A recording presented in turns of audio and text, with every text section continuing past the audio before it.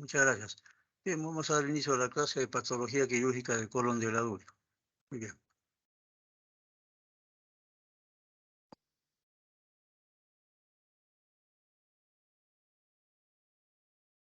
Muy bien.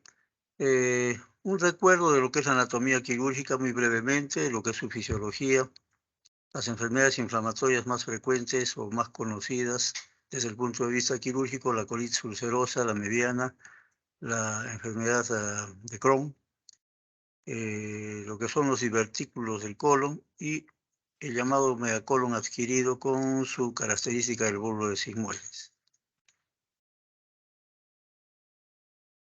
El marco colónico con su zona clásica de los tres segmentos, el colon ascendente, el transverso, el descendente con el sigmoides, y cada uno con su irrigación dependiente de la mesentérica superior en su parte más alta, incluso hasta la zona media del colon transverso y luego la mesentérica inferior.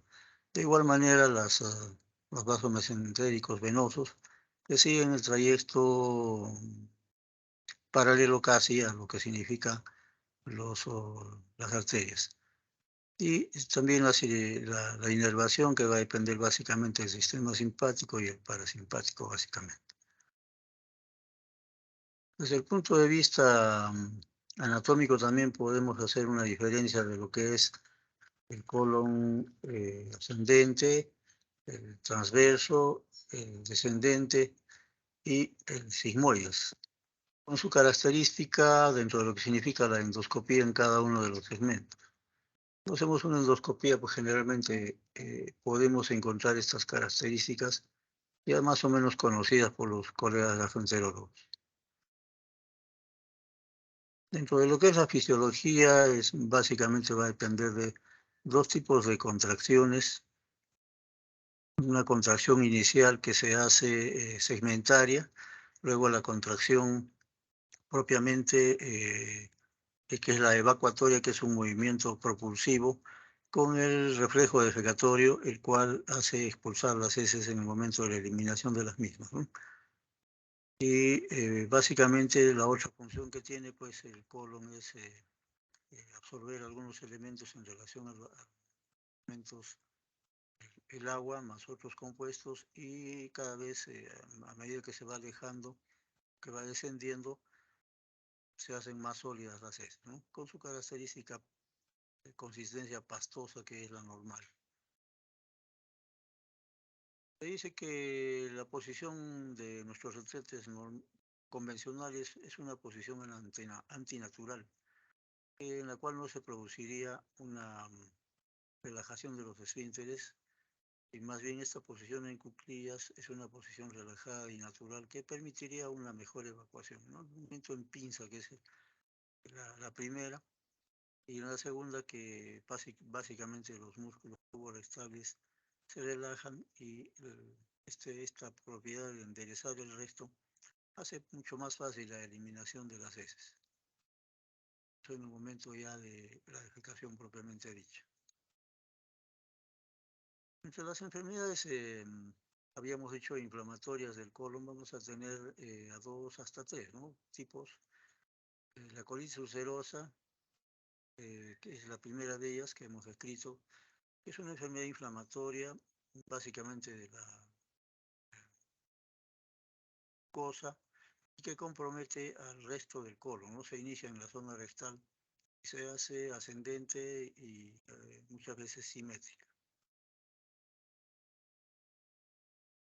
Dentro de su patogénesis de la colitis ulcerativa se dice que hay diferentes, eh, digamos, factores que pueden intervenir en su producción. Una es algunos factores de tipo dietético o de costumbres o de malos hábitos, el consumo del tabaco, algunas drogas, sustancias químicas, las infecciones intestinales y la dieta también. Se ha encontrado que hay algunos tipos especiales de ANCA en el 54 al 84%, y algunas inmunoglobulinas en relación a la colitis ulcerosa también, por lo cual se han encontrado títulos de anticuerpos para el epitelio colónico, y hay una citotoxicidad de linfocitos circulantes también. Es, en cierta forma, característica de herencia porque se ha encontrado en familiares consanguíneos cigotos y con un riesgo de producción de la enfermedad de 10 veces mayor que la población general. De los factores emocionales o emotivos que también se ha mencionado que tendría que haber alguna relación con las recaídas, sobre todo, un factor emotivo, emocional muy fuerte, y tendría que ver con las recaídas de la enfermedad.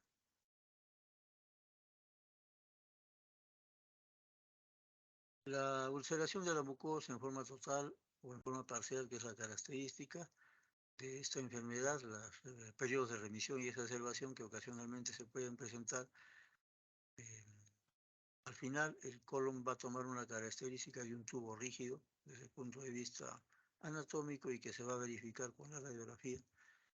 Y lo que habíamos dicho, ¿no? Que el inicio es en el resto y luego se hace proximal.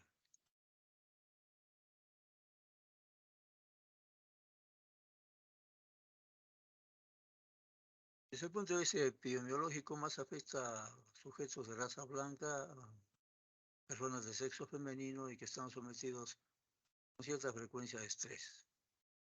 Hemos dicho todos los factores y con ello se resumiría una teoría infecciosa viral, a una teoría autoinmune y a una causa psicosomática también, asociadas las tres probablemente. Desde el punto de vista macroscópico se va a observar una serosa de aspecto blanquecino y una red subserosa vascular y la pared va a estar engrosada por el edema propio de la inflamación y con cierta característica de ser viable. Y en la mucosa se va a encontrar ulceraciones que fluyen y van a formar ocasionalmente imágenes de pseudopólipos o pólipos inflamatorios. Las austras al final se van a borrar, y ya dijimos, va a tomar el aspecto de un tubo rígido macroscópicamente, y microscópicamente va a haber un infiltrado con células redondas, linfocitos, eosinófilos, macrófagos, y la producción por esta característica de formar microabscesos crípticos con piocitos en el fondo de las criptas. El tejido de granulación que se hace ya con la cronicidad va a dar lugar a los pseudopólipos. Y ya mencionamos, ¿no? Que no toma todas las capas, no toma las capas profundas, a diferencia de la enfermedad de Crohn. Pieza macroscópica donde se mira una inflamación, una colitis ulcerativa con la formación de pseudopólipos, tinción de una corte donde se mira justamente esta característica del aspecto inflamatorio. De igual manera, ya hay una imagen de un pseudodivertículo, el cual se ha logrado objetivar bien en la lámina. Y en relación a la sintomatología, se dice que puede tomar algunas características en relación a su evolución. Generalmente es una forma de inicio gradual y ocasionalmente se van a presentar diarreas con sangrado, lo cual puede llegar en cierta forma, si son muy repetidas, a un estado de anemia crónico, ¿no? Pero aunque en el ataque agudo, en la cual la diarrea se hace tan profusa como de 20 a 30 cámaras por día, pues podría llevar también a una anemia aguda. De todas maneras, estas diarreas con mucha sangre que se van a producir un tenés muy intenso y una incontinencia fecal en las etapas avanzadas sobre todo, y también van a dar lugar no solamente al proceso de diarrea, sino a algunas complicaciones que son las que nos interesan desde el punto de vista quirúrgico, que van a obligar a una cirugía. Por ejemplo, las complicaciones a nivel del propio colon, una hemorragia masiva, una perforación, una dilatación aguda llamada el megacolon tóxico y también la posibilidad de cáncer, 30 veces mayor la posibilidad que en la población general. Las complicaciones vecinas tipo anorrectal con la producción de abscesos y fístulas, y que cuando encontramos a estas patologías es adecuado hacer siempre una endoscopía, ¿no? Para objetivar si puede haber colitis ulcerosa o enfermedad de Crohn, que a veces también produce la misma presentación de abscesos y fístulas. Y otras complicaciones o presentación más o menos a nivel de otros órganos, a nivel cutáneo, algunas alteraciones o lesiones propias de un proceso inflamatorio, la artritis periférica también, a nivel de la boca aptas y a nivel del hígado también puede producir una colangitis esclerosante primaria, sin necesidad de tener cálculos, puede haber una colangitis en un paciente de este tipo, ¿no?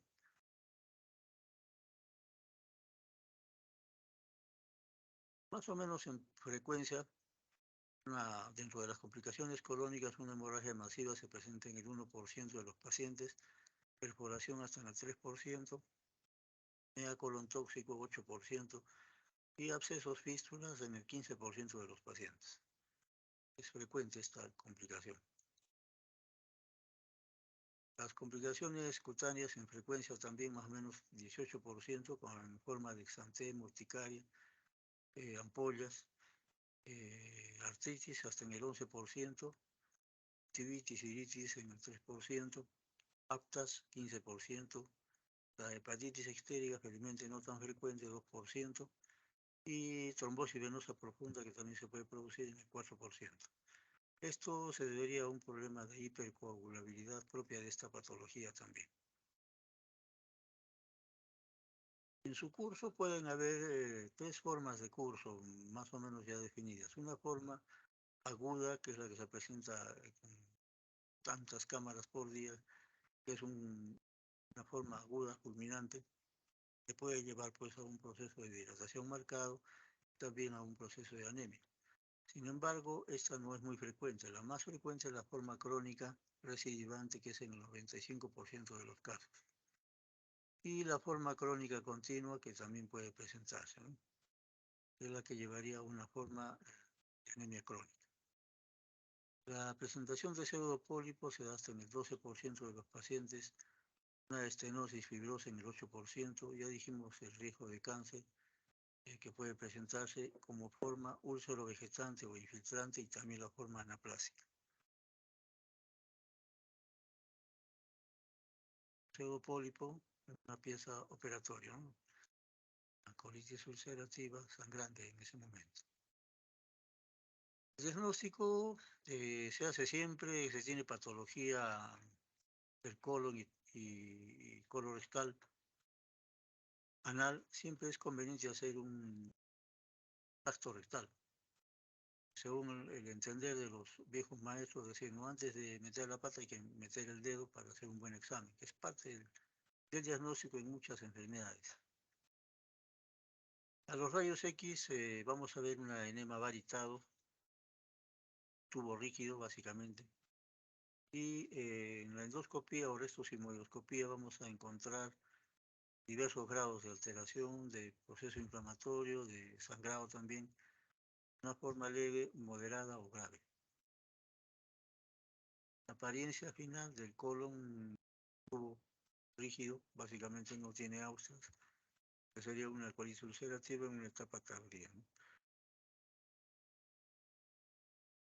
El diagnóstico diferencial por la frecuencia de las cámaras diarreicas, entre comillas, que se presentan con poco pus sangre, con una colitis mediana que también tiene la misma característica de presentación, ocasionalmente con una colitis granulomatosa por ocasional dolor que a veces podría presentar la misma. También una colopatía isquémica en relación al colon tóxico, que más o menos tienen un debut y una evolución similar. El tratamiento de la colitis ulcerativa con prednisona, hidrocortisona también, como corticoides, enemas de hidrocortisona que también podrían usarse en las etapas agudas, y como tratamiento más de la etapa de cronicidad, los salicilatos, la sulfasalacina, 2 gramos 4 veces al día. En la forma ya estacionaria, para prevención de la recidiva, 2 gramos por día. La CTH, 40 unidades por día, y están en evaluación la ciateprina y la ciclosporina, ¿no? El tratamiento quirúrgico que habíamos mencionado se va a dar en aquellas situaciones en las cuales se producen las complicaciones. ¿Cuándo se va a operar una colitis ulcerosa de urgencia? Cuando hay una perforación intestinal. cuando hay una hemorragia masiva y que no cede, cuando hay una obstrucción intestinal colónica, cuando hay el llamado megacolon tóxico. ¿Y cuál es la indicación? ¿No? Generalmente la indicación es una prostocolectomía más ileostomía de Bruch. Vamos a ver en algunas imágenes, prácticamente todo el colon se reseca y se hace una ileostomía, en algunos casos haciendo una bolsa continente, en algunos casos haciendo una J, vertida una J, para lograr en cierta forma un cierto grado de continencia en la zona. De igual manera, ¿no? Misma indicación, la colostomía y una toma lateral, donde se deja la ileostomía, lógicamente.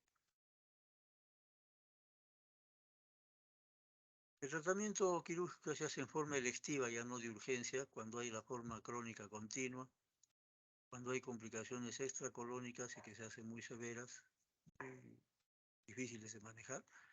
Cuando hay complicaciones anorestales serias, como los abscesos y las fístulas, cuando haya una estenosis fibrosa en algún lugar del intestino y que va a llevar un proceso obstructivo, lógicamente hay que solucionarlo, pero ya como tratamiento electivo. Y también la indicación podría ser como prevención o tratamiento del cáncer, en el caso que existiera, o como prevención si no hubiera, solo como posibilidad. Endoscopía con una imagen de una colitis ulcerativa sangrante. De igual manera, a veces el sangrado es tan profuso que es lo que se llega a mirar. Tubo rígido, una pieza operatoria y una colitis ulcerativa ya a color, donde se mira lo que habíamos visto antes, la formación de pseudopólipos. La colitis granulomatosa, que ustedes ya la han revisado, por lo tanto que la enfermedad granulomatosa no solamente afecta al colon, sino también al intestino delgado, de tal manera que ya esto es una entidad conocida. Ya saben ustedes que tiene una etiología todavía algo desconocida, pero que sí da repercusión más bien a los dos sexos y más en personas jóvenes. Realmente su presentación puede ser multicéntrica, a nivel del ilium, en este caso según la imagen, a nivel del colon, transverso o en el descendente, lógicamente, diferentes focos, ¿no?, de presentación. Y una característica es que puede haber recidiva en este caso, ¿no? La anatomía patológica va a dar macroscópicamente un aspecto de empedrado, una reacción sarcoidea y células epiteliales gigantes a la microscopía. Y toma todas las capas, ¿no?, a diferencia de la colitis ulcerativa, como habíamos mencionado. Diferente, esta es una distinción, una colitis granulomatosa a un mayor aumento, una pieza operatoria, el aspecto de empedrado que tiene,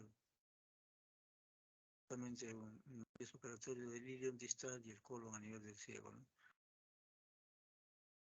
De igual manera, donde se ve una fístula en este colon con colitis granulomatosa. En relación a los síntomas, puede haber diarrea, pero no son tan frecuentes y no con hemorragia como en la colitis ulcerativa. Lo que sí se acompaña más de dolor abdominal. Ocasionalmente podría encontrarse una tumoración y, lógicamente, por la cronicidad, una pérdida de peso, más la multicentricidad de la enfermedad va a repercutir al final en una baja de peso en pacientes. Y también pueden presentarse fisuras anales, pero que en este caso de la colitis granulomatosa son fisuras anchas. Y eso lo describe muy bien el gastroenterólogo cuando hace el examen especial, digamos, que básicamente va a encontrar fisuras anales anchas. El diagnóstico también se va a hacer con tacto rectal, en lo cual se puede objetivar una zona de rigidez a nivel distal, Radiográficamente puede haber zonas de estenosis segmentarias y, como siempre, en lo que significa patología de colon, pues en lo que más tomamos realce son las endoscopías, que se facilitan hacer una biopsia para objetivar justamente la reacción sarcoidea. Entre las complicaciones también dijimos que se van a presentar fisuras, abscesos, fístulas y complicaciones extraintestinales también.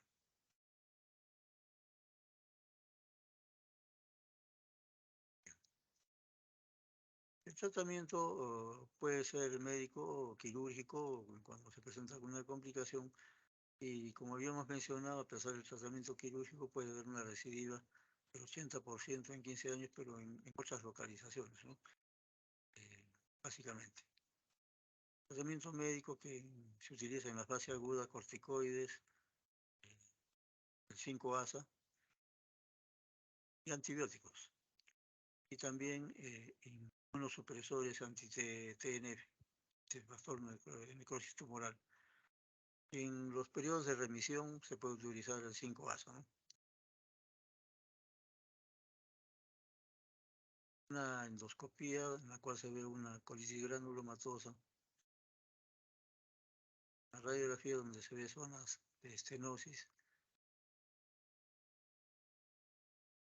Algunas características diferenciales entre lo que es la colitis ulcerativa y la enfermedad de Crohn: en relación a localización, dolor, en megacolon, masa abdominal que se encuentra en la colitis ulcerativa no y frecuente en el Crohn,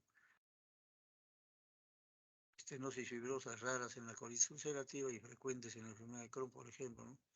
Fístulas infrecuentes en la colitis ulcerativa y frecuentes en la enfermedad de Crohn, que es el 20%. Malignización en la colitis ulcerativa, muy relativo en la enfermedad de Crohn. Recurrencia, 70% en la enfermedad de Crohn.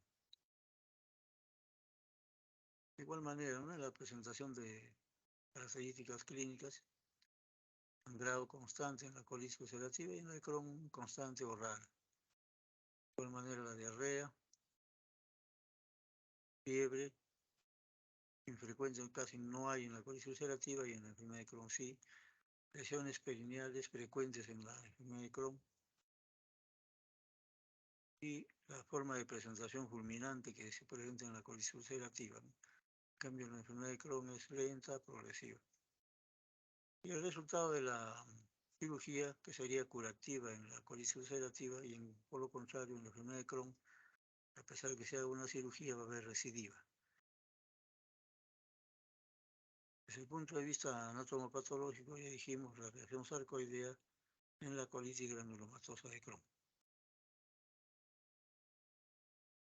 La colitis amebiana es otra patología inflamatoria, pero ya dependiente de una ameba histolítica en este caso. La ameba coli puede presentar, pero muy raramente, colitis. Son de muy características muy poco graves. Cuando es la ameba histolítica la que produce este cuadro, se va a producir una diarrea con moco, sangre, y el cuadro clínico se puede producir una perforación o llamado megacolon tóxico. Estuvimos con la práctica de nuestros alumnos hace poco una ameboma, una colitis liviana, pero con la formación de un ameboma, que básicamente dijimos se opera o no se opera. Al final hicimos tratamiento médico y la paciente al final le hicieron una laparoscopía para objetivar si había realidad perforación o no. No hubo. Y objetivaron nada más la masita ahí en la zona del ameboma, entre comillas, y todo bien bloqueado, y simplemente la paciente fue transferida a medicina para manejo médico. Pero podría opcionalmente la colitis amebiana producir una perforación intestinal o también el llamado colon tóxico. La forma trofozoística, que es la forma agresiva y que produce la enfermedad, no así la forma quística. Puntos donde se puede producir infección y probable perforación del colon en estos niveles. Justamente una endoscopia donde se ubican estas zonas de ulceraciones y que podrían llegar a una perforación. Es una pieza de un colon tóxico ya, donde se ve lógicamente un colon ya con mucho compromiso, tanto tóxico como vascular. De igual manera, distinción donde se ve también este factor inflamatorio de la colitis mediana. El tratamiento que básicamente sus formas iniciales es un tratamiento médico a base de metronidazol y podría ser secnidazol también por un periodo de 8 o 10 días y ocasionalmente la paramomicina por 15 días más.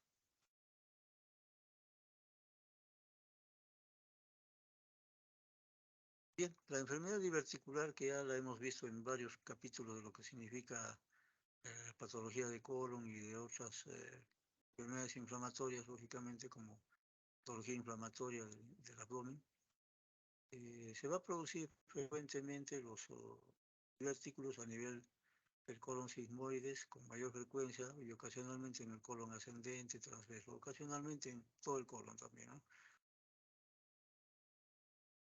A los divertículos se les define como hernias de la mucosa muscularis a través de la capa muscular. 65% en el colon sigmoide. Lógicamente en pacientes de mayor edad y que pueden coincidir con hernia hiatal, colelitiasis o enfermedad coronaria. Y tiene mucha relación con el factor dieta, dietas bajas en residuos. Básicamente, en su etiología, los movimientos masivos del colon y el movimiento de segmentación tendrían que ver con la formación de los divertículos, sobre todo en gente mayor, con esos antecedentes y lógicamente con debilidad ya de la pared del intestino del colon.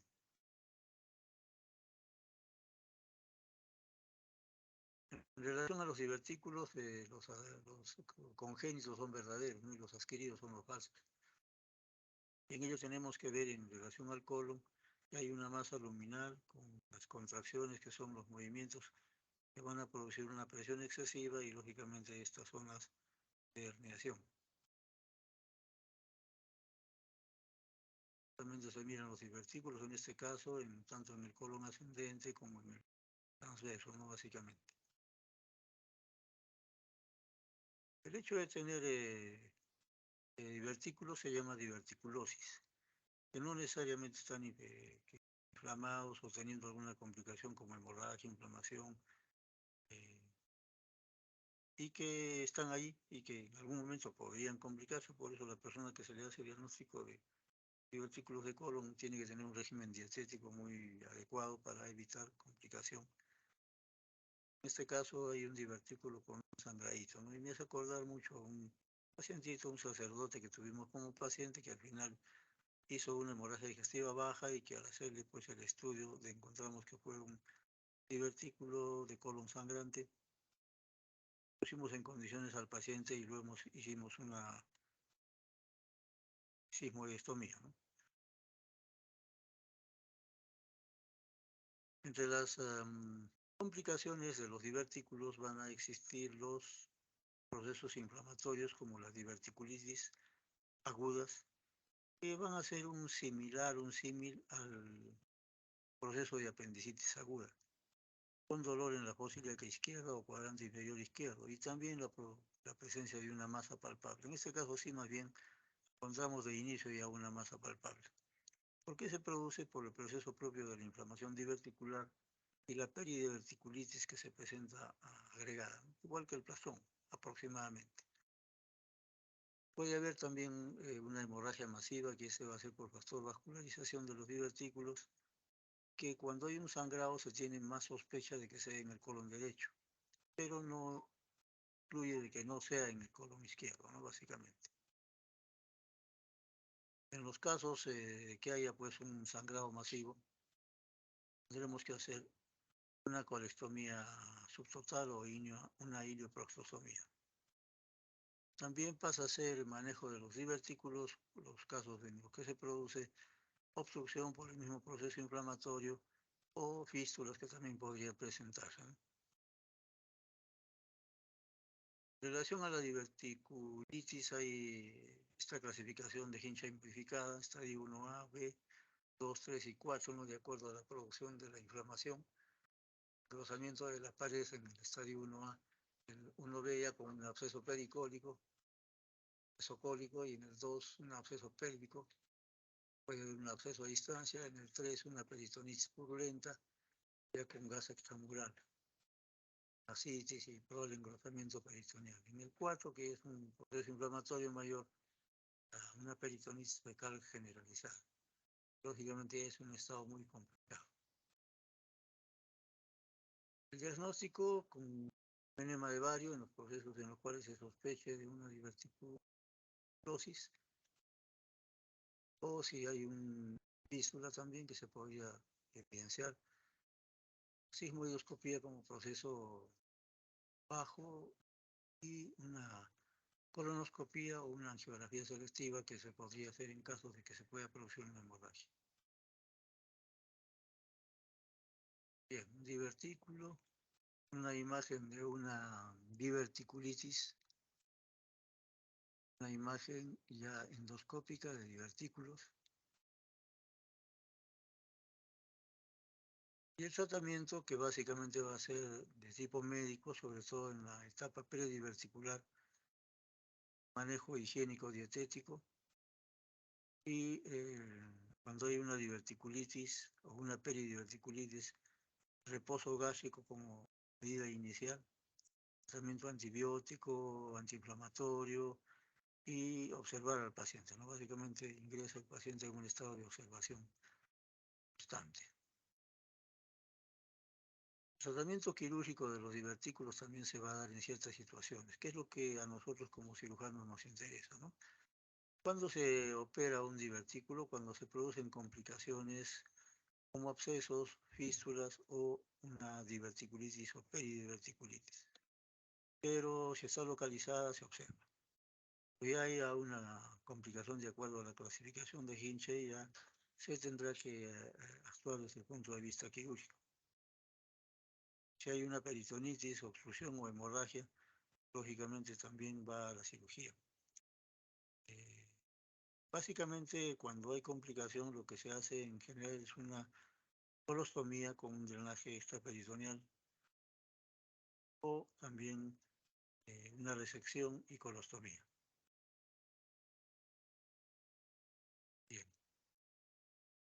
El megacolon, pasando a otra patología, ¿no? El megacolon es una patología que, a diferencia del megacolon congénito, en este caso vamos a tratar el megacolon adquirido, que se va a producir por algunas situaciones especiales, ¿no? Una de ellas es la que se llama la viviendas en locales o en lugares donde se está en altura.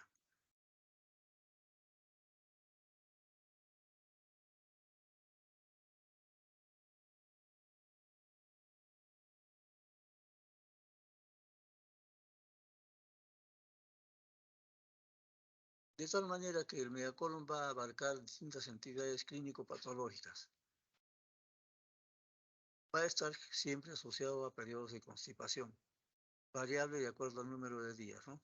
Según el segmento afectado, va a ser un megarecto sigmoides, un megasigmoides o un megacolon total. Bien, con el paso del tiempo, las úlceras también pierden su característica. Según su fisiopatología, va a producirse un megacolon adquirido en este caso, ¿no? El megacolon primario es originado, ya saben ustedes, por alteración en las inervaciones de los plexos de Meissner y Auerbach. Y la forma de congénita se le llama enfermedad de Hirschsprung. En cambio, el megacolon adquirido se va a producir por una alteración a nivel de los ganglios que sí existían, pero se va a producir por la presencia de una enfermedad que vamos a ver luego, y también por la, digamos, los lugares de altura, ¿no? Básicamente. En su altiplano es muy frecuente esta patología. Y probablemente el doctor David Filisancho, conocido a nivel mundial, sea el cirujano que más polvos de colon de sigmoides haya operado en el mundo, ¿no? toda una autoridad a nivel mundial, por David Sancho. En ambos casos, digamos, hay una alteración en la inervación de un segmento del intestino y que va a producir pues un normal tránsito a nivel del intestino grueso y va a producirse pues básicamente una retención de heces, con la dilatación del colon.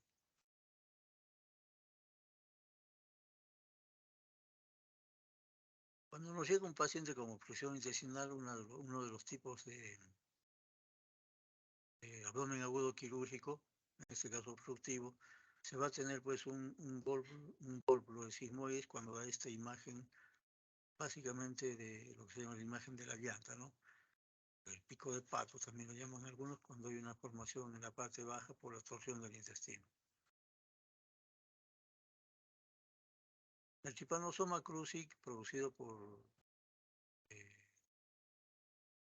es un bicho que está en la vinchuca, que produce la enfermedad de Chagas. Se va a producir una alteración, en este caso, del plexo mientérico de Auerbach.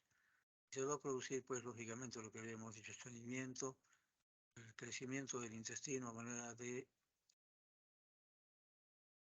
marcada dilatación y con la posibilidad por la presencia de procesos inflamatorios a nivel de sigmoides,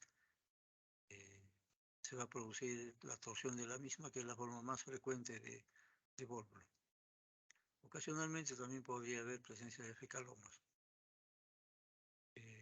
A nivel de la ayuda radiográfica puede ser de ayuda en los procesos agudos, una radiografía simple de abdomen, en posición de pie de preferencia, y si se va a ver la dilatación marcada del colon. Si no fuera tan dilatado, un enema varitado, para demostrar la presencia de trypanosoma, una reacción de Machado Guerreiro de fijación de complemento. El tratamiento quirúrgico, que generalmente se hace una sigmoidectomía, en los casos de vólvulo de sigmoides, básicamente hacer una sigmoidectomía con una colonoscopía, una operación de Hartmann que se llama. Y en ocasiones también mejor hacer una hemicolestomía izquierda para evitar, lógicamente, que se pueda producir una recidiva de la misma crecimiento del colon, y básicamente esta sería la indicación más adecuada. La vinchuca,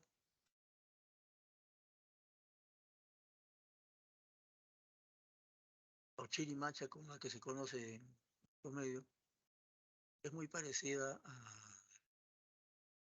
por la presencia de ese borde lateral, tipo escudo que presenta, ¿no? Y sus antenas, y se produce básicamente al picar la vinchuca, defeca, y al defecar va a transmitir allí los bichos del trypanosoma. Y la persona, al hacerse rascado, se va a inocular básicamente trypanosomas. Una imagen radiográfica de un colon muy dilatado, ¿no? Tuvimos oportunidad de ver hace unas 2 semanas en nuestra emergencia paciente con un colon súper dilatado, ¿no? Solamente el colon sigmoides. Entonces, el vólvulo de colon o de colon sigmoides, que es el más frecuente, va a consistir en la torsión o rotación sobre su mesenterio, proceso de obstrucción, lógicamente. Generalmente la torsión es antihoraria y es múltiplo de 90, 180, 360 grados. A más torsión va a ser más difícil de manejar desde el punto de vista médico. Cuando la torsión es muy simple, 90, quizás hasta 180 grados, funcionan los enemas evacuantes. Pero cuando la torsión es mayor, 360 grados, 2 vueltas, básicamente, ya ningún enema va a funcionar, ¿no? Ya el tratamiento va a ser quirúrgico directo. Otra indicación para el tratamiento quirúrgico es el tiempo de evolución del vólvulo. Cuando es un vólvulo de 24 horas, antes de 24 horas, y todavía se encuentra, escuchen bien, ruidos hidroaéreos, se puede intentar hacer tratamiento médico con aplicación de enemas con sondas rectales dirigidos. Pero si ya no hay ruidos hidroaéreos, no intentar hacer enemas evacuantes, porque lo más probable es que se pueda producir una perforación a nivel del intestino y básicamente una peritonitis fecal que va a ser más complicación que un bólulo simple. Entonces, hablando del bólulo de sigmoides, es el 90% de causa de obstrucción intestinal baja. Más frecuente en personas por encima de los 60 años y varones.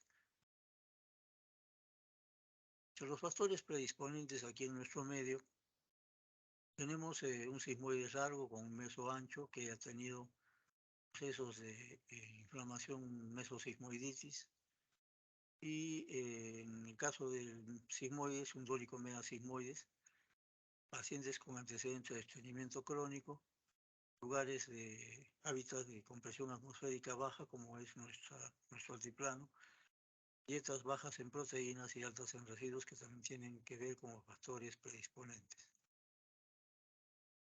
Todas esas condiciones que ustedes se observan, básicamente van a ser de nuestro altiplano, básicamente en personas que viven en estos lugares. Entre los factores desencadenantes, los esfuerzos físicos, o también que no solamente como esfuerzo, sino a manera de luchas o peleas que se producen sobre todo los aniversarios, fiestas propias del lugar, etcétera, en los cuales al producirse estas riñas y disputas, pues puede torcerse el intestino. La ingestión de irritantes y tóxicos y ya dijimos, ¿no? Los traumatismos abdominales en forma de discusiones, peleas y demás. Las crisis de diarreas, cuando se presentan también muy frecuentes, se produce un bolo de sigmoides. Hace poco tuvimos una paciente que debutó con proceso de diarrea. Esto ha sido la semana pasada. Y luego del proceso de diarrea hubo una distensión brusca del tránsito intestinal. Le tomamos su radiografía de abdomen y encontramos un bolo de sigmoides. Se confirmó, ¿no? Les dije a mis alumnos que ya son residentes ahora, ¿se acuerdan? Sí, nos acordamos de esta, ¿no? Crisis de diarreas que evolucionan hacia un proceso de un bolo de sigmoides. El uso de purgantes, enemas también podría producir el mismo, ¿no? El diagnóstico va a ser clínico, proceso de oclusión intestinal, muy difícil, y radiológico, tomando una buena radiografía, abdomen simple, de preferencia en posición de pie, si no, posición de decúbito igual sirve.